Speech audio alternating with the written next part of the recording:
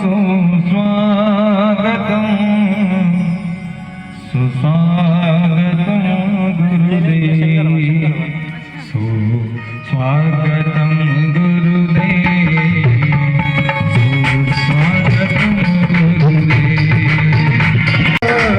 सुस्वागतम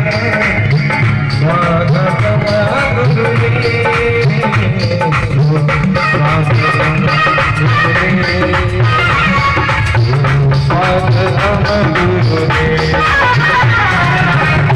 स्वागतम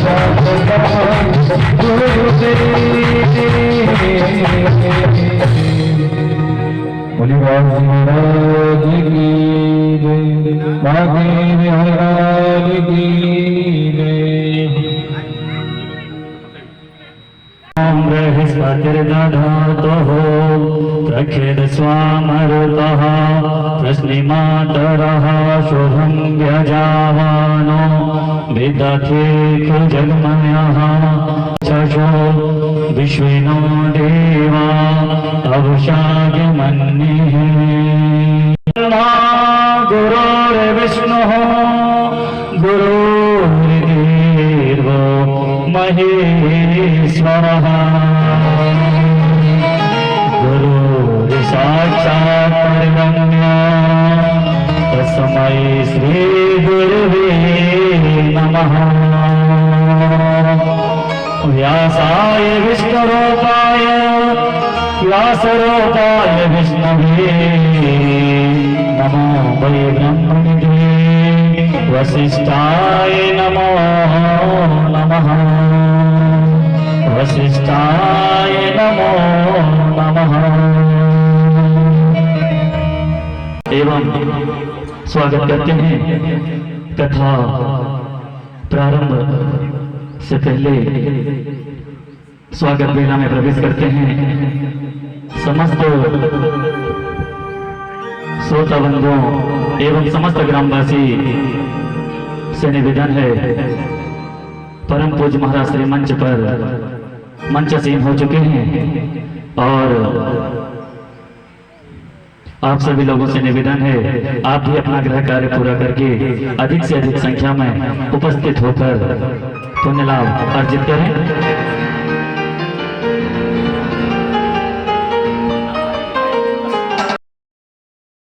महाराष्ट्र की कथा उत्तरी भारत से लेकर दक्षिणी भारत तक अनेक राज्यों में होती है।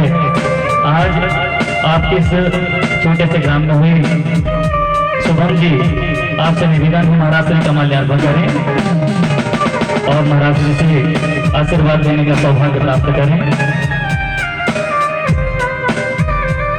आज कथा का 2-3 दिवस होगा और श्रीमद् भागवत कथा का 3रा दिवस।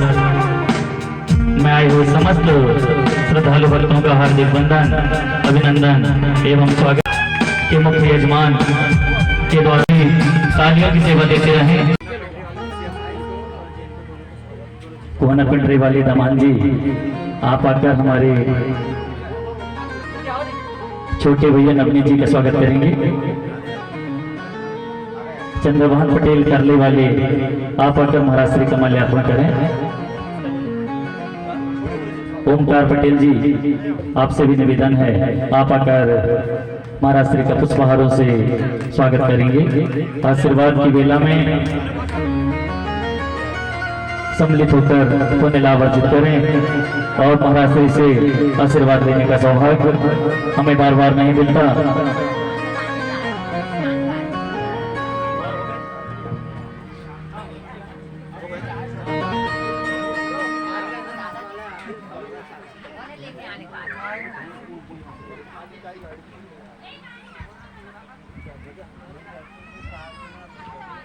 स्वागत की बेला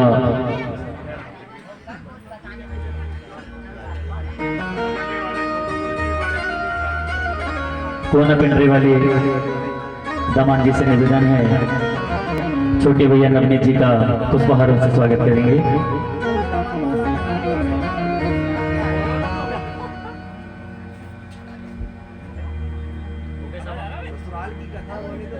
स्वागत की बेला पूरी हुई। अब आइए हम सभी मिलकर महाराज से आग्रह करें, आप हमें नित्य प्रतिदिन की तरह आगे की कथा का श्रवण कराएं और जिससे हमारा उद्धार हो सके। इन्हीं शब्दों के साथ में जय श्री राधे, जय श्री श्याम।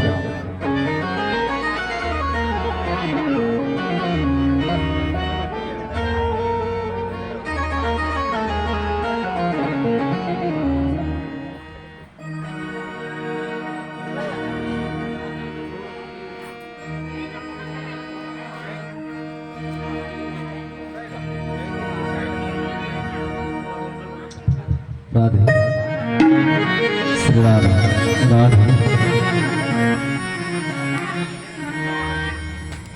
भैया माला पहनाएंगे, भोजन कर लिए?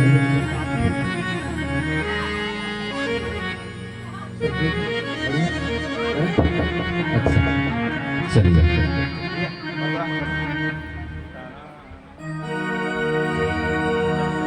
श्रद्धेय श्रद्धेय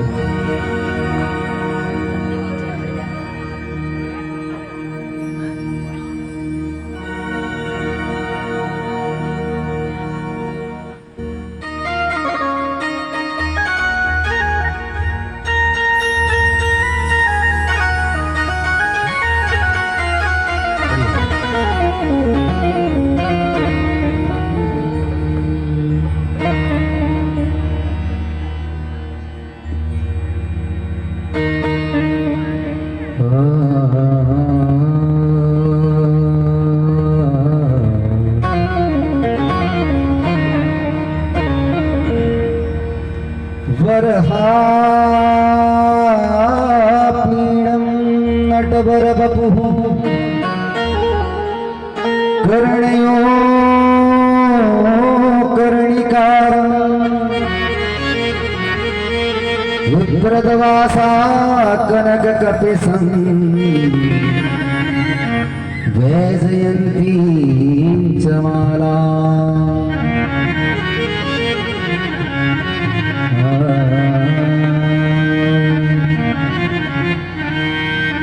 अधरं मधुरं वदनं मधुरं नयनं मधुरं हसितं मधुरं अधरं मधुरं वदनं मधुरं नयनं मधुरं हसितं मधुरं अधरं मधुरं वदनं मधुरं नयनं मधुरं हसितं मधुरं।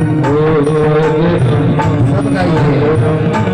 वदनं मधुरं नयनं मधुरं हसितं मधुरं हृदयं मधुरं गमनं मधुरं हृदयं मधुरं गगनं मधुरं हृदयं मधुरं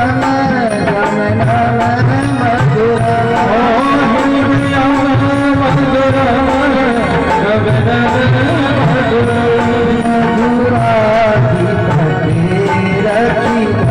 मधुरं हृदयं मधुरं गगनं मधुरं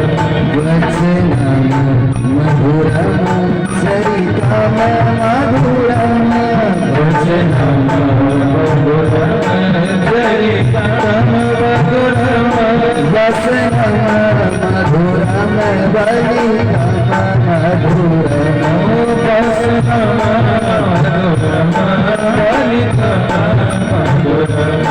चलितम मधुरम चलितम मधुरम चलितम मधुरम रमितम मधुरम चलितम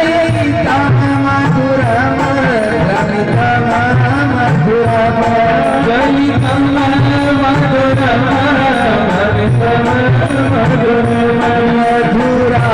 मधुराधिपति रखिलम मधुरम मधुराधिपति रखिलम मधुरम मधुरो रे मधुरा मधुरो मधुरा बस पाणिर मधुरा पादौ मधुरो पाणिर मधुरा नृत्यम मधुरम सख्यम मधुरम नृत्यम मधुरम सख्यम मधुरम नृत्यम मधुरम सख्यम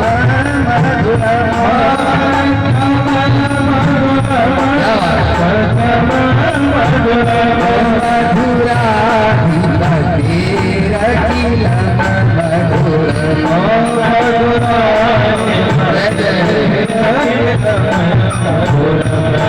गीतम मधुरम गीतम मधुरम गीतम मधुरम गीतम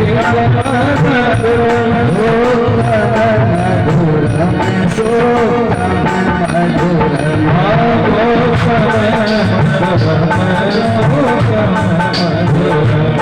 रूपम मधुरम तीर्थम मधुरम रूपम मधुरम तीर्थम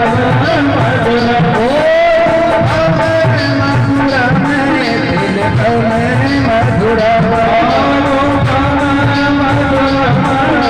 तीर्थम मधुरम मधुराधिपति रखिलम मधुरम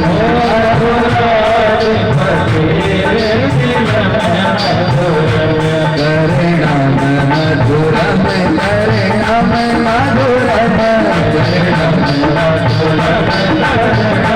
मधुरम हरिणम मधुरम रमणम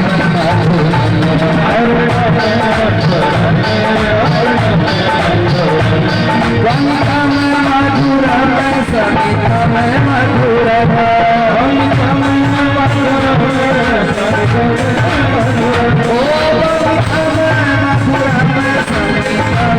मधुरम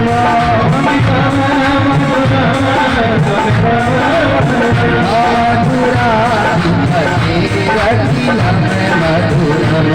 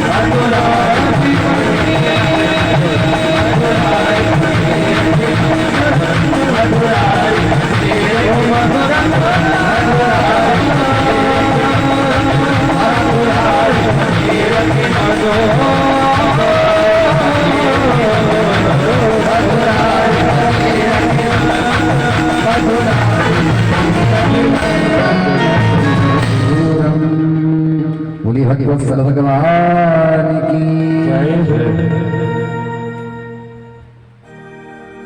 ठीक है, आप सभी विराजमान हो जाए और जब कथा की आरती हो जाए तो उसके बाद फिर आप प्रणाम करना है। ये भगवान की फोटो तक आप प्रणाम कर सकते हैं।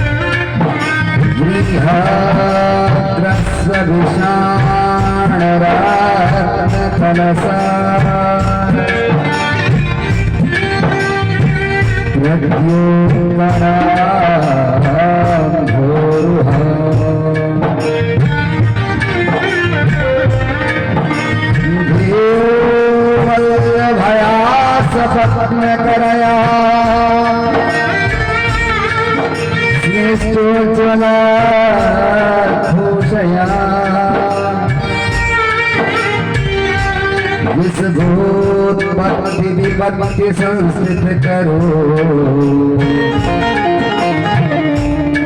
लिखने से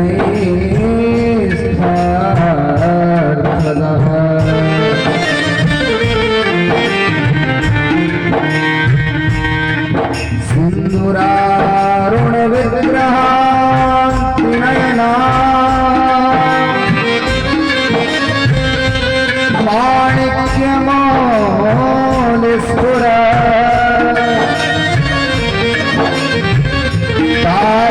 तारानायक शेखरास्मित मुखी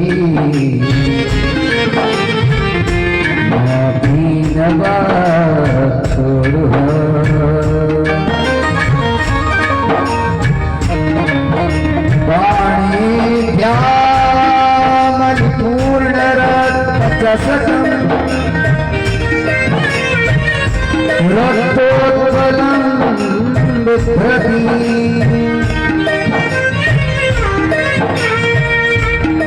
सौम्या मुक्तचरणा ध्यायेत् पराम्बिका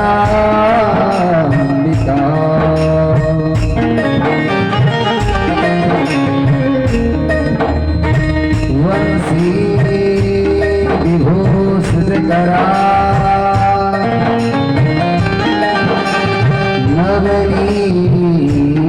नवनीरदाभा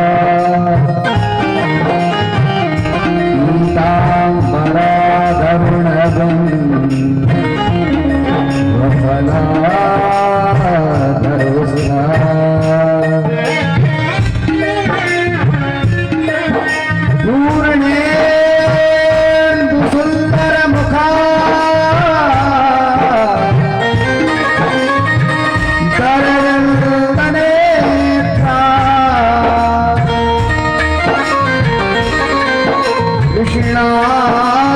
मति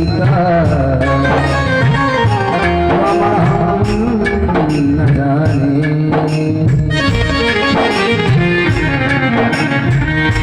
कस्तूरी तिलकं ललाट पटले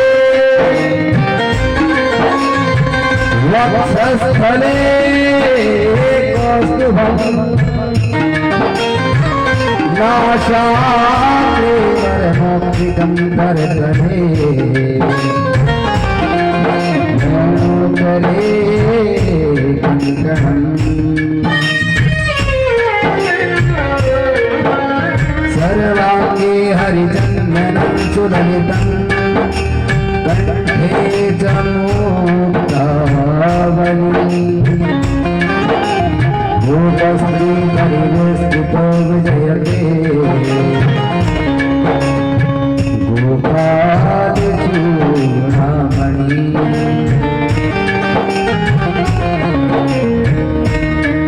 अतुलित बलधामम् हेमशैलाभदेहम् अनुजवनिशानम् ज्ञानिनामग्रगण्यम् सकलगुणनिधानम् वानरामधीशम् रघुपति प्रिय भक्तम् स्वामिजातं नमामि ध्यानमूलं गुरुमूर्ति पूजमूलं गुरुपदम् मन्त्रमूलं गुरुवाक्यं मोक्षमूलं गुरुकृपा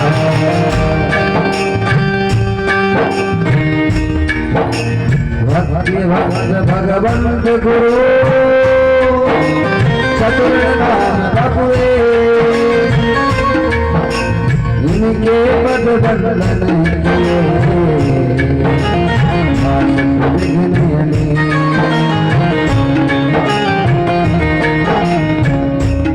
गुरुर्ब्रह्मा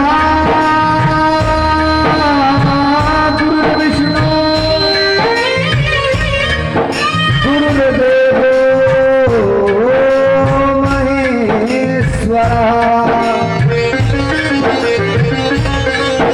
गुरुः साक्षात् परब्रह्म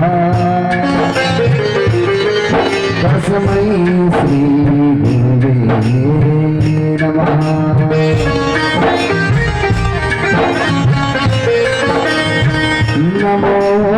नमोस्तुते व्यासविशाल बुद्धे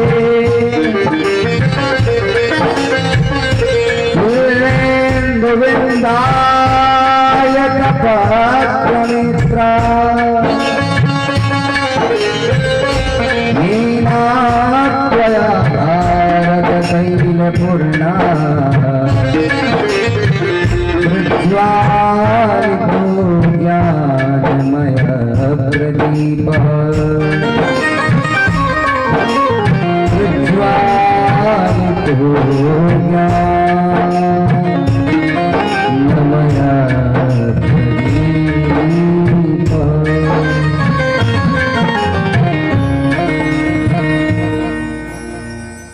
परम मंगलमय परात्पर अखिलेश्वर कारण करुणा वरुणालय पथवांचा कल्पतरु भगवद श्री बाल कृष्णलाल की 92 प्रतिस्वरूपा श्रीमद् भागवत सप्ताह ज्ञानी यज्ञ में पधारे विद्युत वृंद, माताएं, बहनें, बड़े बुजुर्ग, प्यारे बच्चे, दूर दराज के क्षेत्रों से आए हुए श्रोता बंधु, हमारे इस आयोजन के प्रथम आयोजक श्रीमान रंजू रघुवंशी जी सहपरिवार इस दिव्य कथा की रचना को बनाएं और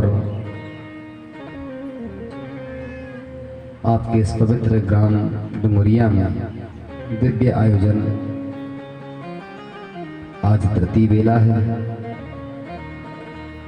कल हमने कथा का महात्म श्रवण किया, तृतीय बेला में आप सभी पधारे। संगीत की विधा पर कंठे सुधा वसित सा भगवत जना नाम, जिनके कंठ पर ही सदैव सरस्वती माँ विराजमान होती है, ऐसे अंतर्राज्यीय कलाकार बंधु इस वांग्मय सोपान का प्रतिदिन सांगोपांग वेदों के द्वारा पारायण और वेद मंत्रों के द्वारा पठन पूजन करने वाले हमारे वेदाचार्य, इस रम्य कथा को कर्ण सुधा रसपान कराने वाले हमारे शैलेंद्र भाई साउंड वाले भैया, और यूट्यूब के माध्यम से अनेकों घाटों पर सुनने वाले विभिन्न श्रोता बंधु, आइए आप सभी का तृतीय दिवस की बेला में बार बार हार्दिक स्वागत है, अभिनंदन है। भगवान की कथा में अवगाहन से पूर्व क्या करते हैं? नाम संकीर्तन क्यों करते हैं? शरीर की शुद्धि दो प्रकार से बताई गई है। शरीर दो जगह से शुद्ध होता है, आभ्यंतर बाह्य। एक शुद्धि होती बाह्य, बाहर की, जैसे मिट्टी जल साबुन शैम्पू इत्यादि से हम शुद्ध कर लेते हैं। अर्धिगात्राणि शुद्ध्यन्ति मना सत्येन शुद्धति। जिस तरह हमारा अधम शरीर मिट्टी जल साबुन इत्यादि से शुद्ध हो जाता है, लेकिन इसके भीतर भी तो और कुछ है, बोले आत्मा है। वो कैसे पवित्र होगी? बुद्धि है, वह कैसा पवित्र होगा? मना सत्येन शुद्धति, मन सत्यता से शुद्ध होता है।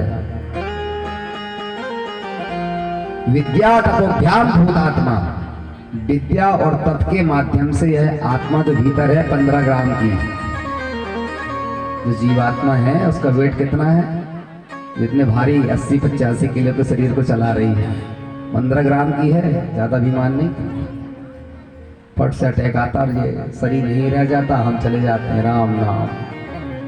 उस आत्मा को पवित्र करने के लिए विद्या तपोभ्याम भूतात्मा, शास्त्र कहते हैं विद्या और तप के माध्यम से वह आत्मा पवित्र होती है।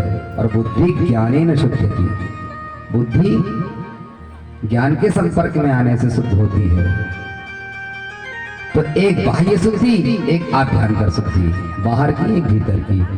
भगवान की कथा में भी इसी तरह अवगाहन से पूर्व एक नियम बनाया गया है, बोले दो चीजों को पवित्र कर लो। ताली बजा करके जितने पाप आए हुए हैं, हवा के भांति आजू में मक्खी की तरह मंडरा रहे हैं, उनको ताली बजा के भगा लो। और कानों को पूरी तरह भगवान की कथा में लगा लो, और नेत्रों में भगवान का ही स्मरण होना चाहिए। प्रभु मेरे नेत्र में बंद में भी आप दिखाई दे रहे हैं, और खुले में भी मैं आपके दर्शन कर रहा हूँ। बस साधना यही है। उपसमीपे आसनम यस्सा उपासना, परमात्मा के सामीप हमारा आसन हो जाए तो हम उपनिषद कर रहे हैं। आपका आसन लगा हुआ है, मेरा आसन लगा हुआ है। आइए प्रेम से भगवत नाम कीर्तन करते हैं, फिर कथा में अवगाहन से पूर्व कथा को श्रवण करेंगे। आनंद के साथ मस्ती के साथ झूमते मेरे साथ गाएंगे क्या?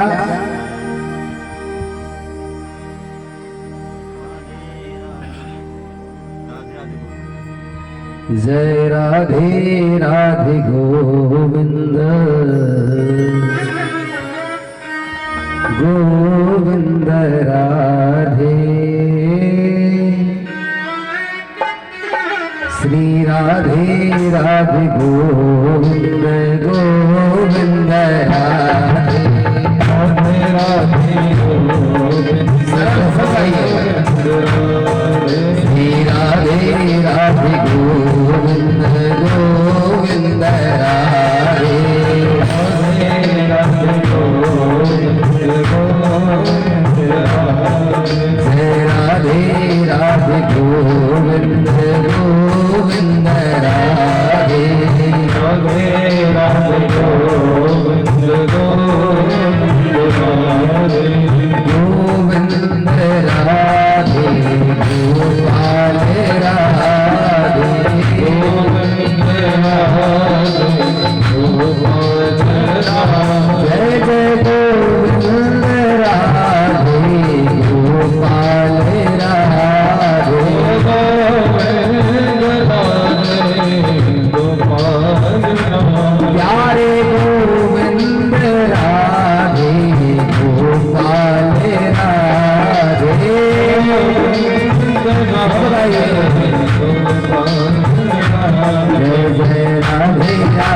गोविंद गोविंद राधे राधे राधे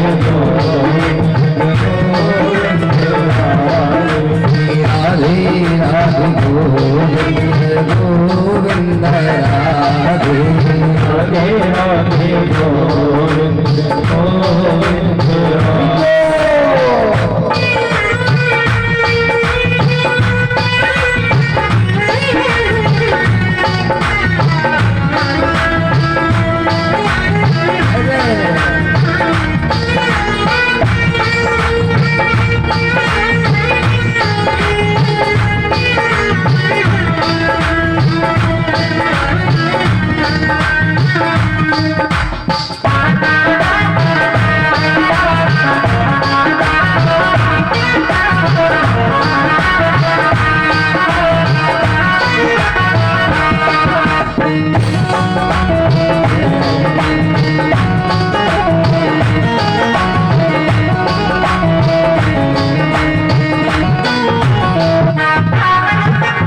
गोविंद राधे गोपाल राधे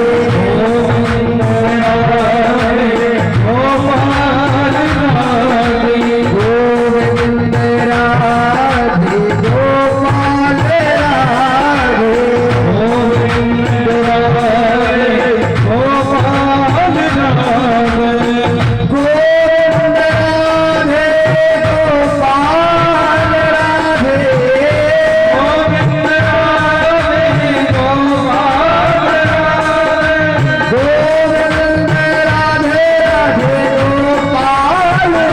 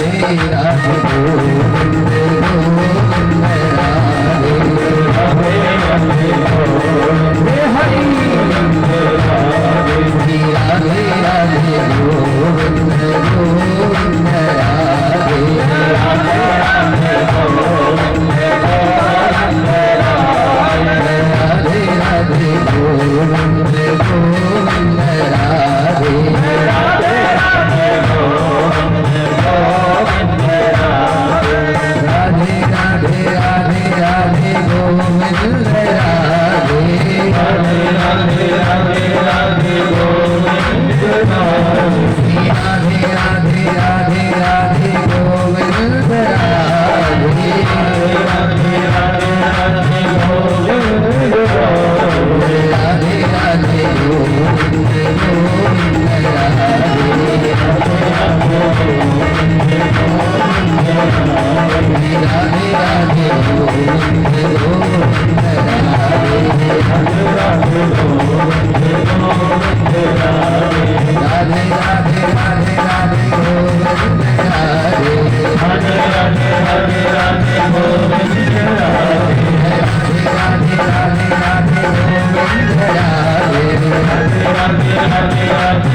गोविंद राधे गोपाल राधे गोविंद राधे गोपाल राधे गोपाल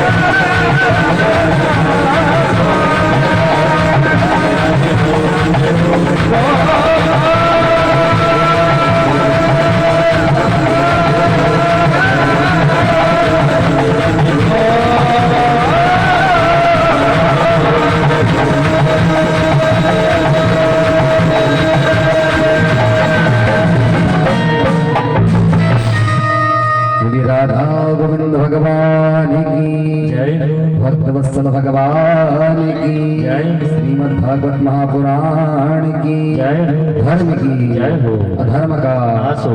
प्राणियों में सद्भाव विश्व का कल्याण हो। गौ माता की जय हो। गो हत्या बंद करो। सत्य सनातन धर्म की जय हो। जगदम्बा महारानी की जय हो। हनुमंत लाल की जय हो। भैरवनाथ की जय हो। भोलेनाथ की जय हो। गंगा मैया की जय हो। रेवा मैया की जय हो। सरजू मैया की जय हो। काशी विश्वनाथ की जय हो। हर हर महादेव। जय जय श्री राधे जय जय श्री राधे जय जय श्री राधे श्याम।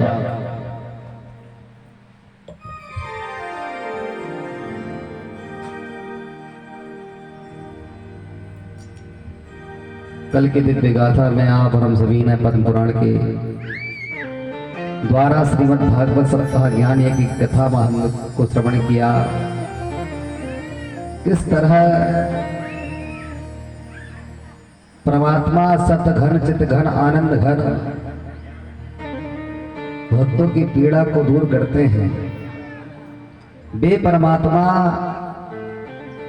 जो तीनों तापों से हमें बचाते हैं, दैहिक दैविक भौतिक तापा राम राज काहु नहीं व्यापा।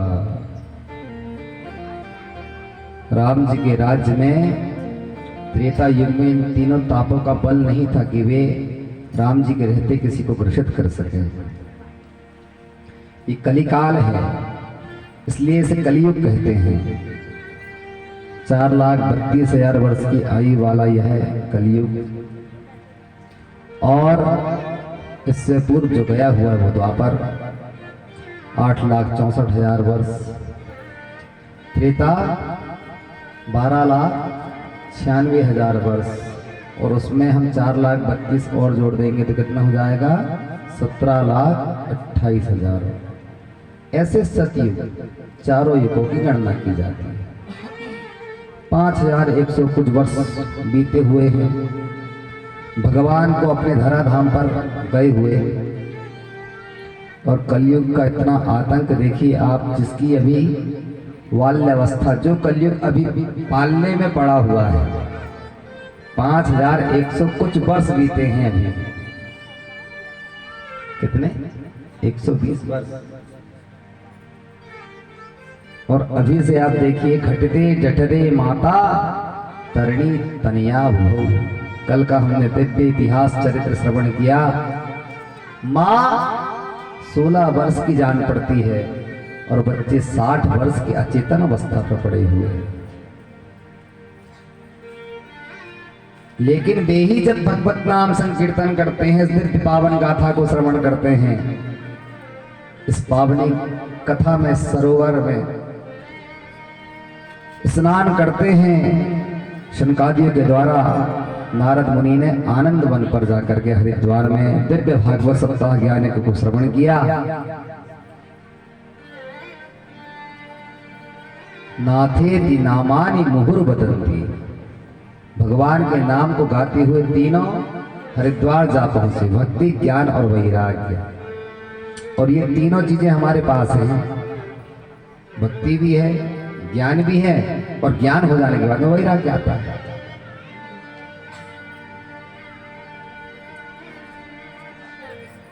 शास्त्र कहते हैं गृहस्थी को 8 चीजें यदि प्रतिदिन उपलब्ध हो जाए, अर्थागमो नित्य आरोग्य ताजा।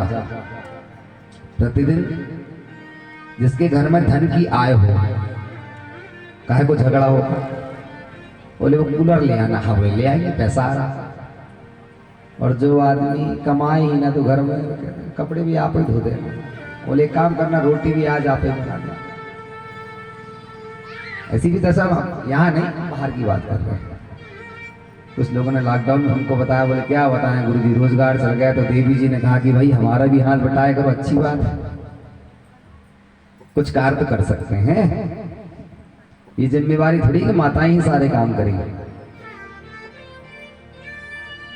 बहुत कम ऐसे परिवार होते जहां राम राज्य देखने को मिलता है, पति पत्नी एक दूसरे के पूरा करते। एक परिवार में मैं गया 7-8 वर्ष पूर्व, छिंदवाड़ा पड़ता, पता ही नहीं चला ये 2 बहनें हैं, हमने पूछा तीसरे दिन, माता जी इन्हें कब बुला लिया मायके कैसे? तो बोले बहन थोड़ी है गुरु जी, मेरी देवरानी है। हमने कहा बताओ, आपके द्वारा पानी गिरा और पीछे से आके पहुंचने लग गया। इतनी समझदारी, इतना प्रेम जिसके घर में हो जाए वहां राम राज्य। अर्थागमो नित्य आरोग्यता, शरीर रोगी ना हो। जब हमारी काया ही स्वस्थ रहेगी तो कष्ट किस प्रकार का। ऐसे वालों के घर में मेरे गुरुदेव कहते रोग और भोग दो चीजें ये पैसे वालों के घर में होती है। बड़े बड़े अरबपतियों को देखते हैं, उद्योगपतियों को देखते हैं, वे भोग करने वाले रोग को ज्यादा प्राप्त करते हैं। तो छोटे लोग वे भोग को प्राप्त करते हैं और मोक्ष को प्राप्त करते हैं, क्योंकि परमात्मा जानता है ये मेरे बच्चे हैं, ये छोटे हैं। ममई मानसा जीव लोके जीव भूता सनातना, हम सभी उस परम पिता की ही संतानें हैं। ईश्वर अंश जीव अविनाशी, चेतन अमल सहज सुख राशि, उस परमात्मा की ही हम संतानें हैं। जब वो सारे संसार की रक्षा करता, उनकी फिक्र करता, तो क्या हमारी नहीं करेगा? वस्तुतः गलती हमारी ये है कि हम उसे अपना मानते ही नहीं, हम अपने में मस्त हैं। इसी अहंकार में जीते हैं कि अरे हम तो सब कुछ कर लेंगे। आप नहीं थे तो क्या सृष्टि नहीं चल रही थी? आप नहीं रहेंगे तो क्या सृष्टि नहीं चलेगी? घर नहीं चलेगा? सब कुछ होता है। ये हमारा भ्रम है। मैं हूं तो सब कुछ हो जाएगा, मैं नहीं करूंगा तो ऐसा कुछ नहीं होगा। हवा को तो मुट्ठी में बांध नहीं सकते, दिन को तो रोक नहीं सकते, रात को तो नहीं रोक सकते, फिर क्या कर सकते हैं? कुछ हमारी वशीभूत है? कुछ नहीं है। जिस पौधे को हमने लगाया है उसका पत्ता टूट के गिर जाए, हरा भरा पत्ता टूटा है, क्या हम उसे हरा भरा रख सकते हैं? उसकी गति होगी भाई, सूखे गए। ये नियम है प्रकृति का। मृग मीन जसलाराम बृहद जल संतोष लुप्तगति बरा, प्रकृति का नियम।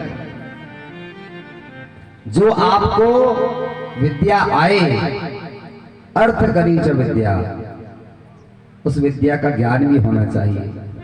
मैं क्या बोल रहा हूं, क्या पढ़ रहा, ऐसा ना हो कि उर्दू सुन सुन करके सीख तो लिया लेकिन उसका अर्थ ना पता हो।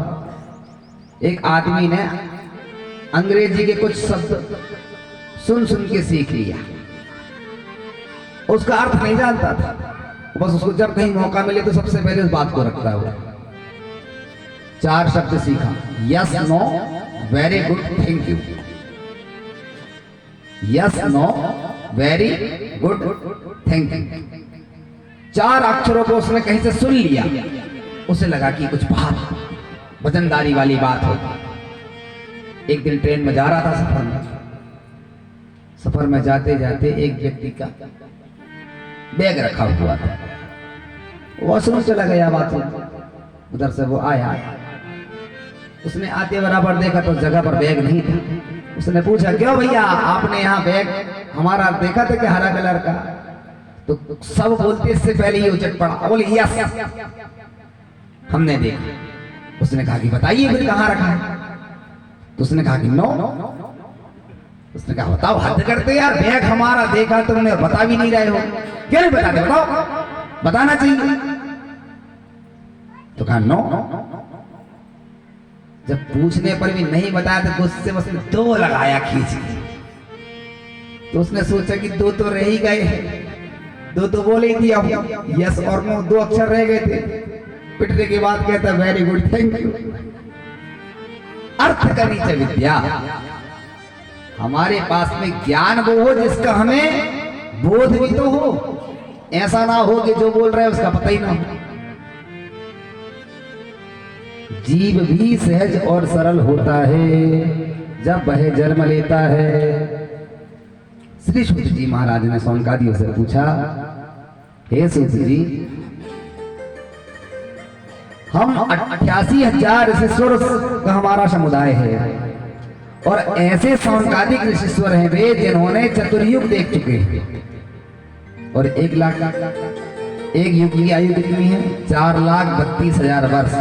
उस पर 4 का गुणा कर दो, कितना हो जाएगा? 17,28,000 वर्ष।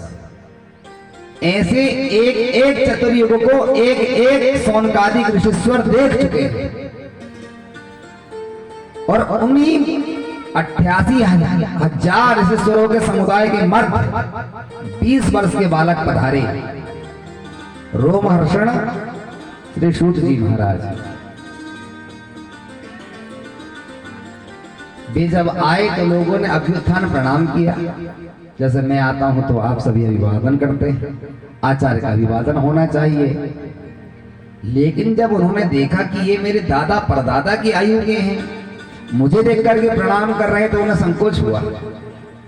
तो उन्होंने निवेदन किया, हे ब्रह्मन, हे ब्रह्म ऋषि, आप मुझे इस तरह से अभिवादन प्रणाम क्यों कर रहे हैं? सूत जी महाराज की आयु 20 वर्ष और वे चतुर्युग देख चुके। उन्होंने कहा, हे सूत जी, धन वृद्धा, बल वृद्धा, आयु वृद्धा तथैव च, ते सर्वे विज्ञान वृद्धाश्च, किंकिरा शिष्य किंकिरा। कदाचित कोई धन में बड़ा हो जाए तो उसे बलवान नहीं कहते, बड़ा नहीं कहते। कोई आयु में बड़ा हो जाए तो उसे बड़ा नहीं कहते। वही भी घटने बढ़ने वाले लोग यहाँ पर हैं। किसी ने 100 वर्ष जिया, कोई 140 वर्ष का हो गया, सब रिकॉर्ड टूट जाते हैं। कोई तन से बलवान हो गया, बल वृद्धा। नहीं बोले, अभी हरियाणा के पहलवान से ज्यादा हमने तो दिल्ली वाले पहलवान को देखा था। अरे क्या सा 120 किलो का पहलवान आया था, क्या कुश्ती लड़ा। ऐसे बलवान भी ऊपर नीचे होते रहते हैं, कोई 70 का, कोई 80 का। लेकिन हमारी दृष्टि में सर्वाधिक बलवान, सबसे बड़ा बलवान वही है। ते सर्वे विज्ञान वृद्धाश्च, किंकिरा शिष्य किंकिरा। हमारी दृष्टि पे महाराज जो ज्ञान में श्रेष्ठ है वो सभी में बड़ा है, और आप ज्ञान में श्रेष्ठ, इसलिए आप ही इस व्यासपीठ पर आरूढ़ हो जाएं, विराजमान होकर के आप सभी, हम सभी को, और आप भगवत कथा का रसपान करें। 5 तारीख से सूत जी महाराज का व्यासपीठ का पूजन हुआ। ऋषियों ने प्रश्न किया, भगवान के कितने स्वरूप होते हैं, आप हमें वह बताएं। भगवान अपनी लीला संवरण करने के बाद कहां चले जाते हैं? भगवान जब चले जाते हैं तो फिर धर्म किसकी शरण में जाता है? कल की कथा हमने श्री नारद जी महाराज के 3 जन्मों के चरित्र को श्रवण किया। और व्यास जी महाराज जो खिन्न मना बैठे थे, जिन्होंने निरंतर 17 पुराणों को लिखा, लेकिन 18वीं पुराण नहीं लिख पाए थे, जो नारद बाबा के द्वारा 4 श्लोकों में उन्हें प्रदान की गई। नारद जी ने कहा, मेरे पिता ब्रह्मा ने ये 4 मंत्र मुझे दिए हुए थे, मैं आपको देता हूं। इसके उपरांत आप इसे ब्रैड और विराट बना दें। उन्होंने गणेश जी का आह्वान किया। हमारे सभी कार्यों में हम भगवान श्री गणेश को पहले नमस्कार करते हैं, उन्हें बुलाते हैं। गृहस्थी के लिए चाहिए कि वो प्रतिदिन 5 देवताओं का पूजन करें। श्रीमदादि शंकराचार्य प्रभु ने गृहस्थी के लिए 5 देवताओं का पूजन बताया है। जो गृहस्थी अपने घर में पंचायतन देवताओं का पूजन करता है, उसके घर में किसी प्रकार के काल कंटक संकट नहीं आते हैं। गणेश, दुर्गा, शिव, विष्णु और सूर्य। आदित्यम गणनाथं च दैवीं रुद्रं च केशवं पंचदैवत्य नित्युक्तम सर्वकर्मसु पूजयेत्। सभी कार्यों से पहले जो गृहस्थी इन 5 देवताओं की पूजन प्रतिदिन करता है, उसके घर में कभी कलह नहीं हो सकती, धन धान की कभी कमी नहीं हो सकती, उसका जीवन बड़ा ही सुरम्य होगा। इसलिए गृहस्थी को चाहिए। व्यास जी ने गणेश जी का स्मरण किया, गणेश जी प्रकट हुए। बाबा कैसे स्मरण किया आपने, कारण बताएं। व्यास जी बोले कुछ लिखना है, और आप बड़े अच्छे लिपिकर हैं, राइटिंग बहुत अच्छी है आपकी। ठीक है, लिख देते हैं। क्या लिखना होगा? व्यास जी महाराज मंत्र बोल देते, गणेश जी महाराज लिख देते। गणेश जी ने कहा हमारी एक शर्त है। बोले बताइए। बोले एक बार मेरी कलम रुक गई, दोबारा नहीं चलेगी। बोले ठीक। उन्होंने था लिखना आरंभ किया। व्यास जी अपनी नित्य क्रिया भी करते जाते, आकर 5000 श्लोक बोल देते, पुनः आते शाम को 2000 श्लोक बोल देते। ऐसे क्रमशः व्यास जी नित्य ही उन्हें श्लोक ला करके दे देते, और व्यास जी महाराज क्रमशः लिखते जाते। एक दिन व्यास जी स्नान करने लगे, और यहाँ 18,000 श्लोक पूर्ण हो चुके थे। व्यास जी जब आए, कलम रख दिए थे गणेश भगवान ने।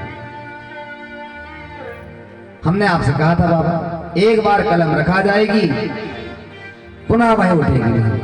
ठीक है महाराज। इसमें 12 स्कंद हैं, 335 अध्याय हैं, और 18,000 श्लोक हैं। वे 4 मंत्र से ही उन्होंने 18,000 श्लोक बना दिए। बोले भागवत भगवान की।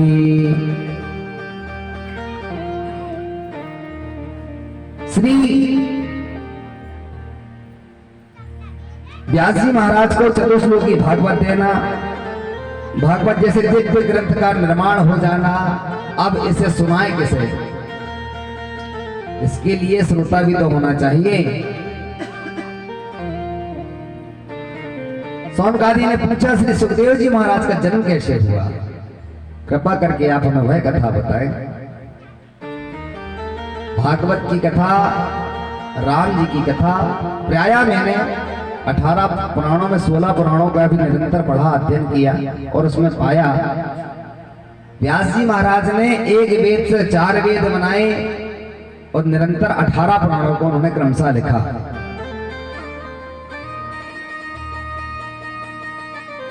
भगवान शिव, विष्णु, गणेश, भगवती जगदम्बा, इन सभी के चरित्रों का जो वर्णन है वो क्रमशः 18 पुराणों में है। आप देवी भागवत सुनेंगे तो भी शंकर जी की बात आती है, भगवान विष्णु की बात आती है, हनुमान जी की बात आती है, राधा कृष्ण की बात आती है, सभी की कथाएं उनमें भी मिलेंगी। आप शिव पुराण सुनेंगे तो उसमें मिलेगी, और भागवत जी की उन्होंने गंगा, यमुना, सरस्वती की तरह सभी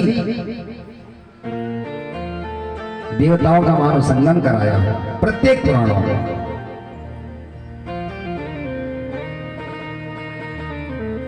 भगवान शंकर कैसे हैं? हम रोज विनती करते हैं, प्रार्थना करते हैं, कर्पूर गौरम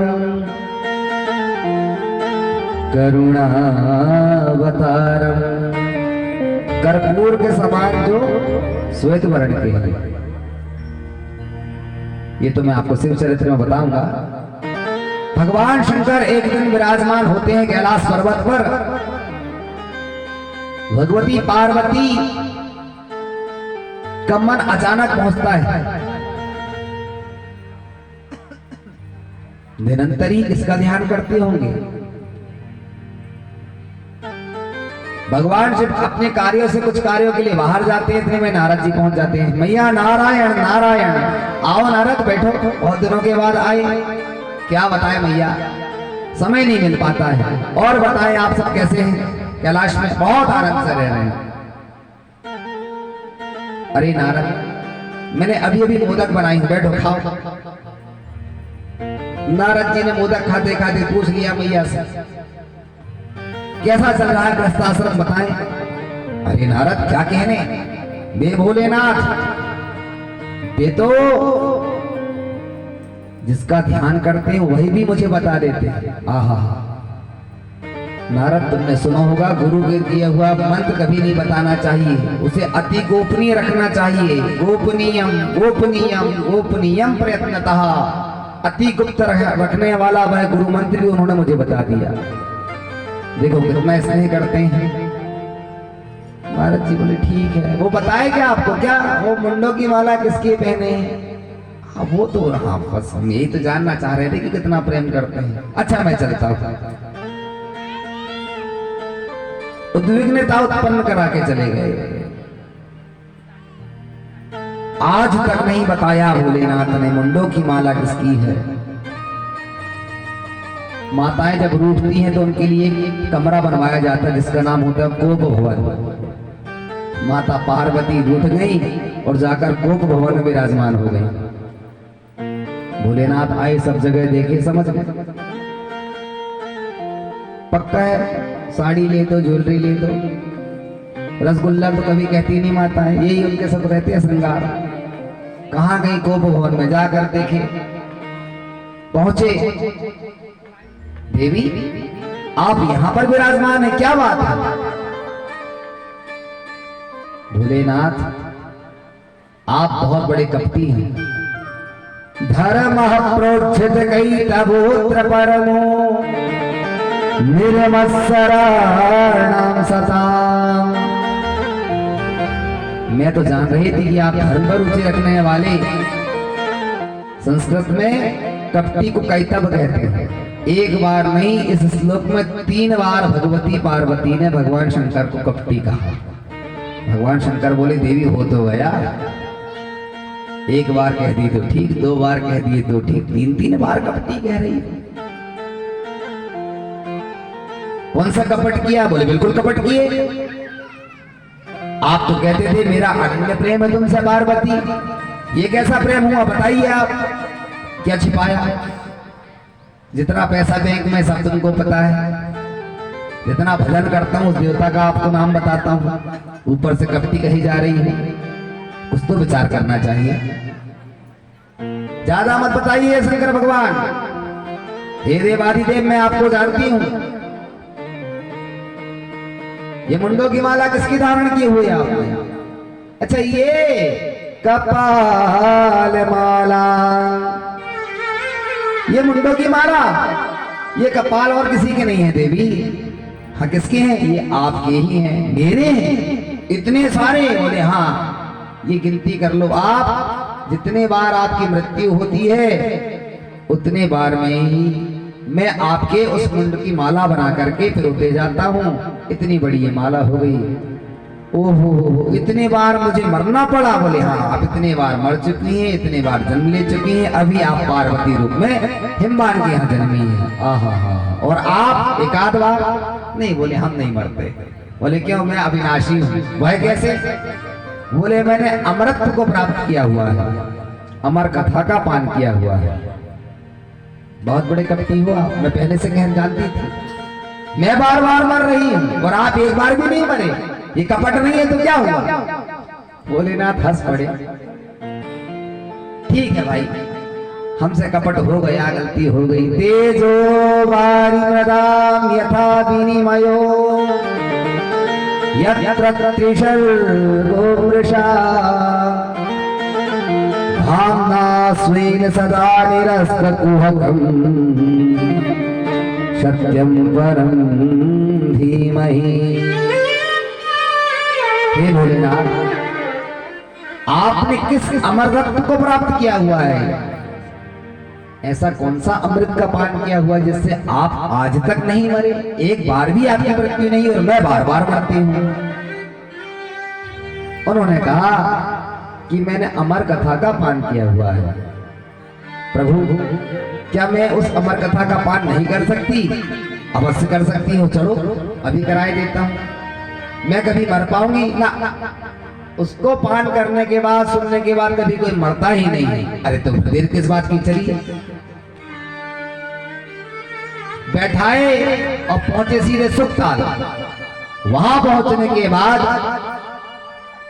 भगवान शंकर ने अपनी श्रृंगी को फूका। जितने भी तिर्यक योनि की जीव है पार्वती, वे इस अमर कथा को नहीं सुन सकते, वे इसके अधिकारी नहीं हैं।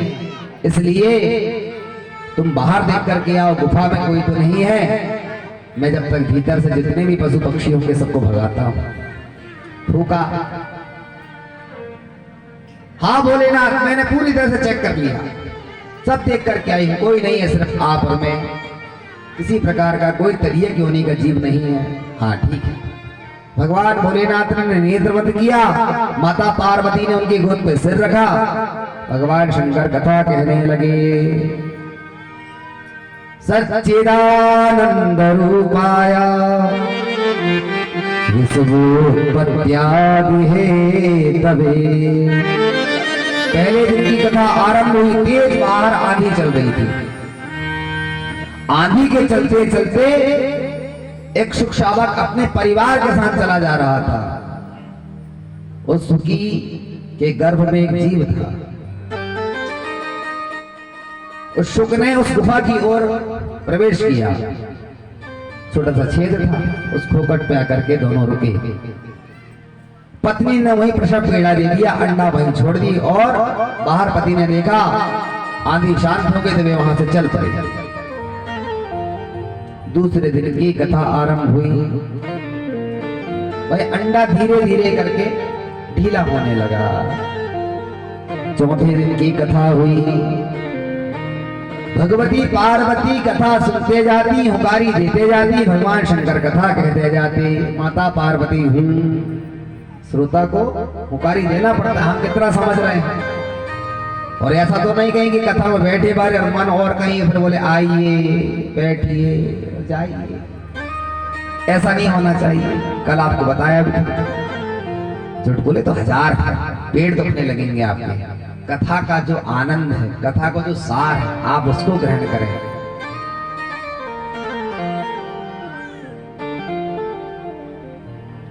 हुकारी देते समय चतुर्थ दिवस जब उस अंडे से उस शुक शावक का प्रादुर्भाव हुआ, उसने जन्म लिया, तो क्या देखा कि एक व्यक्ति कह रहा है और एक हुकारी दे रहा है। भोलेनाथ कह रहे थे, माता पार्वती हुकारी दे रही।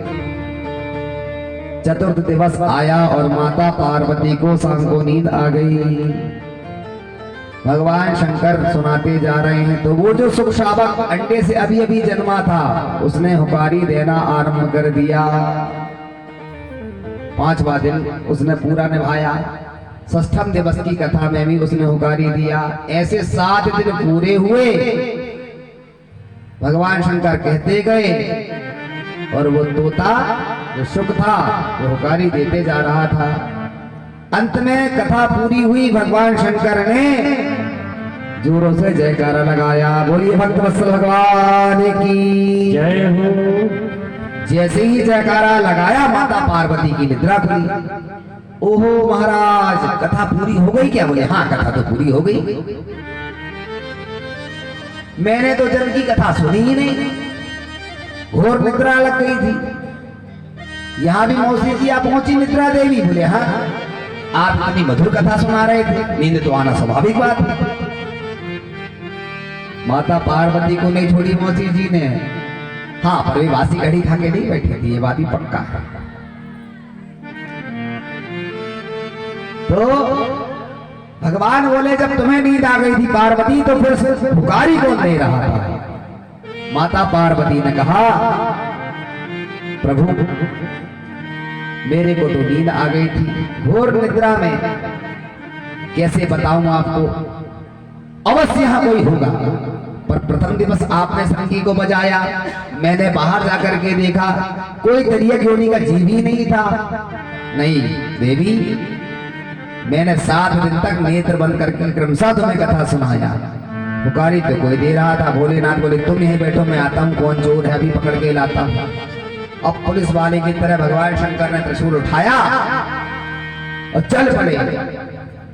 उस शावक ने देखा त्रिशूल, भोलेनाथ समझ गए हो न हो यही तोता रहा होगा। तोता आगे आगे उड़ते जा रहा, पीछे पीछे भोलेनाथ। रुक जा, तेरा वध कर दूंगा। तू अधिकारी नहीं था, फिर भी तूने अनधिकार चेष्टा करते हुए दिव्य अमर कथा का पान किया हुआ है, इसलिए मैं तेरा वध अवश्य करके रहूंगा। बेचारा कांपा, पसीना छोड़ते छोड़ते भागा, सुखताल से नीचे आया बद्रिका आश्रम पर। हिमालय से नीचे जैसे आया तो बद्रीनाथ में महाराज वेदव्यास जी आश्रम बना करके रहते थे। उनकी पत्नी बटिका देवी वे स्नान करने के लिए जा रही थी स्नान घर में। इतने में जमाई आ गई, मुंह खोला और वो तोता उनके पेट में ही प्रवेश कर गया। भोलेनाथ बड़ी तीव्र गति से भागते हुए पहुंचे, दौड़ लगाकर जैसी आए व्यासी ने देखा, बाबा प्रणाम, कैसे विराजमान हो जाइए। बोले नहीं नहीं, अभी बिल्कुल समय नहीं है। क्यों? बोले चोर के पीछे। बोले आप चोर? वो पुलिस का कार्य आपसे करने लगे। चोर का काम तो पुलिस का होता है। बोले नहीं, अभी एक चोरी करके दौड़ा हुआ है। आप क्या? नहीं, हमारे यहाँ तो कोई चोर आया ही नहीं है। अच्छा फिर ठीक है, और किसी दिशा में चला गया होगा। भोलेनाथ ने खूब देखा, वो तो माता बटिका के गर्भ में जा चुके थे। 12 वर्ष तक मां बटिका के उदर में निवास किया। व्यास जी ने कहा, हे पुत्र, गर्भ से बाहर आ जाओ। तो गर्भ से ही आवाज लगा दिया सुखदेव जी ने, पिताजी मैं जन्मूंगा और ये विष्णु की माया पुनः घेरा डाल देगी, जैसे एक सामान्य जीव पर वह अपनी माया को दर्शा देते। देखिए वो क्या आ रहे, उसको भगा दीजिए। विराजिए विराजिए। अभी तो बहुत सारे श्रोता बाहर बाहर के भी आए, बेल टोला और खमरिया से आ रहे हैं। स्वागत है विराजिए माताएं।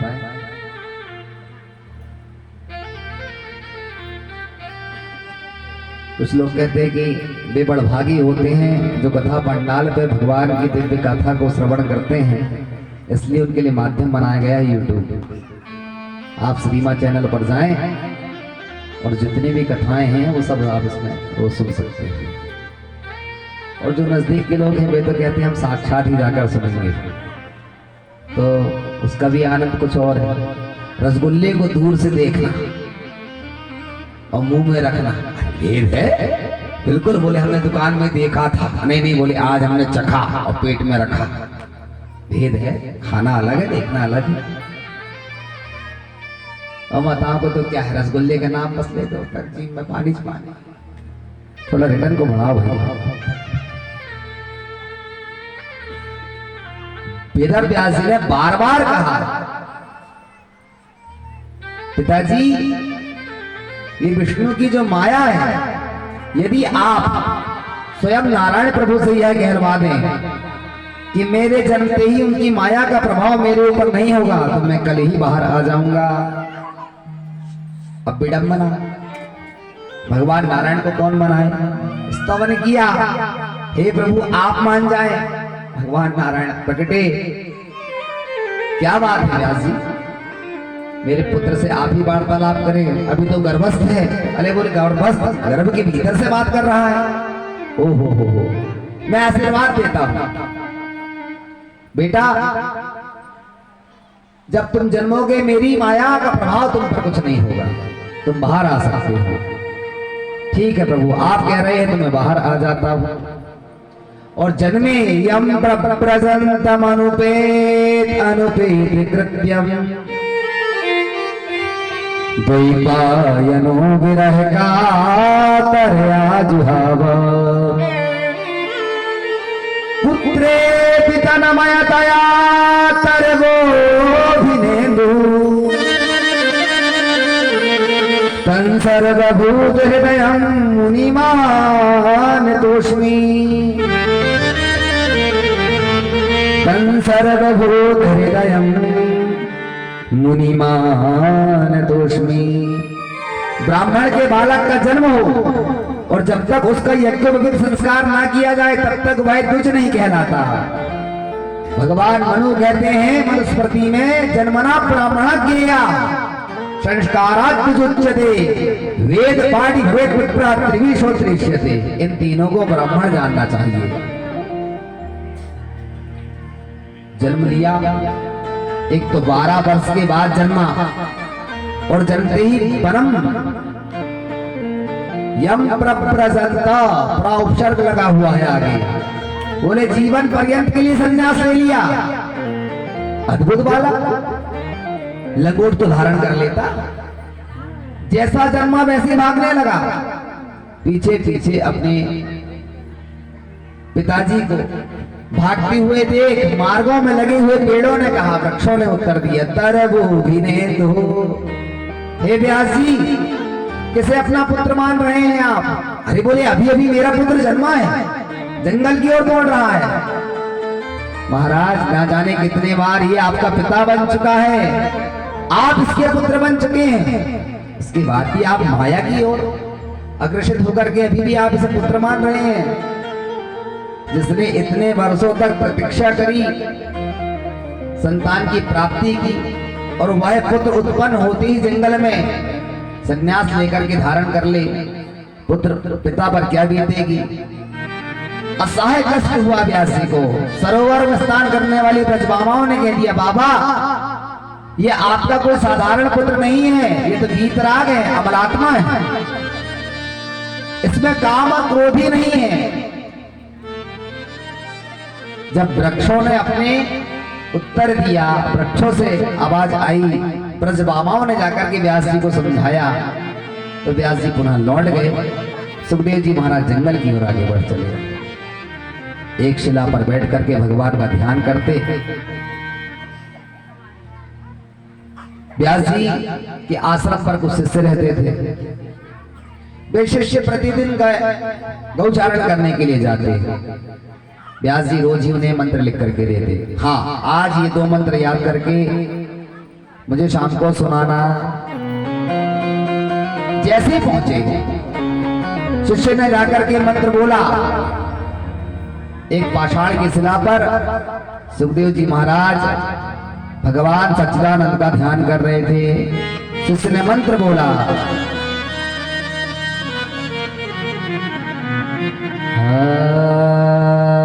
बरहा पीड़म नटवर बपू, कर्णयो कर्णिकारम्, विप्रदवासा कनक कपिसं, वैजयन्ती चमाला, रंधार वेणुल्लदर सुदया,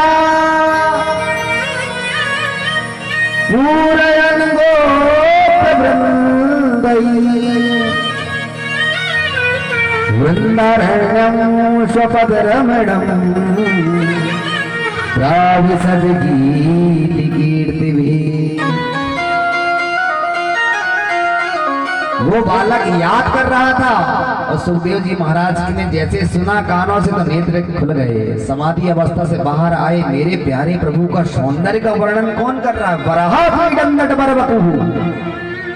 अरे अभी हम गा रहे थे ना शुरुआत में, भगवान कैसे हैं? बोले अधरम मधुरम, वदनम मधुरम, नयनम मधुरम, हसितम मधुरम, चालितम बालितम, गुंजा मधुरा।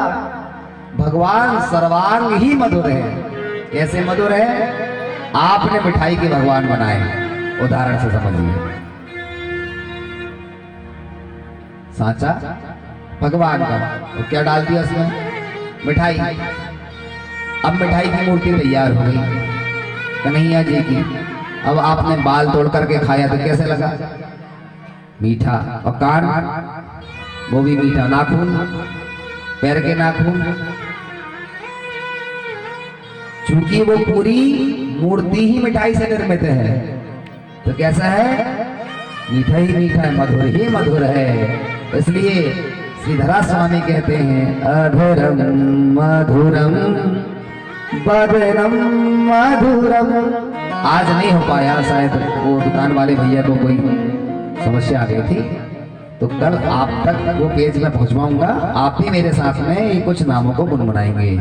जब तक आप इस कथा पंडाल पर बैठेंगे, आपको नाम जरूर लेना है और यही प्रार्थना करना है, प्रभु बस ये जीवन अंतिम है, इसके बाद ये भवाटवी के 84 लाख योनि पर दोबारा नमक पहुंचाना। इसलिए यहाँ इतनी भक्ति, इतना तप करना है और जो भी समस्या है तो इनसे आकर रोज कह दिया करना, बाकी के तो आगे मैं देख ही लूंगा।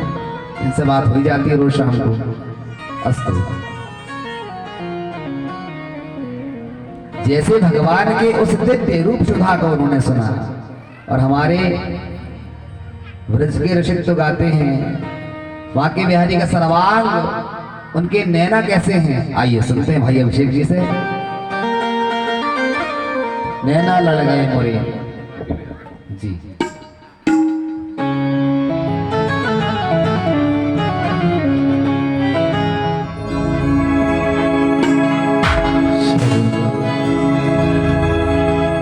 वाके बिहारी से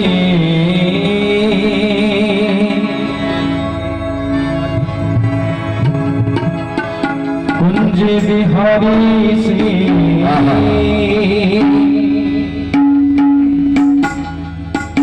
रास बिहारी से मेरे नैना लड़ गए, अरे मेरे नैना जय जय जय जय। बाके बिहारी से कुंज बिहारी से रास बिहारी से मेरे नैना लड़ गए, अरे मेरे नैना लड़ गए, मेरे नैना लड़ गए, अरे मेरे नैना लड़ गए, मेरे नैना लड़ गए, मेरे नैना लड़ गए, नैना लड़ गई मेरे कुंज बिहारी से, नैना लड़ गई मेरे कुंज बिहारी से, नैना लड़ गई मेरे बाप बिहारी से, नैना लड़ गई मेरे बाप बिहारी से, नैना लड़ गई, नैना लड़ गई, मेरे